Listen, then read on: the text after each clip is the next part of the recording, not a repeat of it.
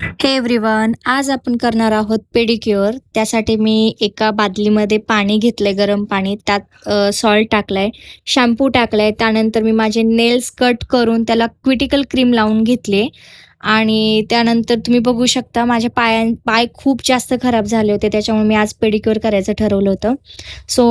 त्यानंतर मी गरम पाण्यामध्ये पाय डीप करून ठेवले होते. तोपर्यंत बाकीचं प्रिपरेशन झालं होतं ऑलरेडी.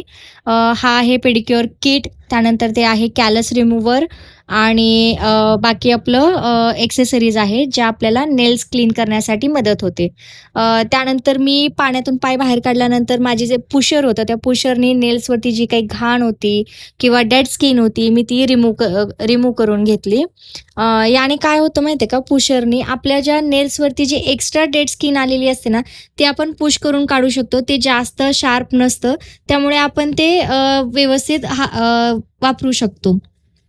त्यानंतर मी सगळे नेल्स असेच क्लीन करून घेतले होते आणि त्यानंतर मग मी क्लिन्झर यूज केला. क्लिन्झरनी पेडिक्युअर ब्रश होता, त्या ब्रशने मी माझे पाय क्लीन करून घेतले होते, रबिंग करून घेतली होती. थोडी डेड स्किन होती ती क्लिन्झर आणि स्क्रबरने क्लीन करून घेतली. पाय भिजवल्यानंतर तुम्ही बघू शकता माझे हिल्स होते, त्या हिल्सची डेड स्किन निघाली होती.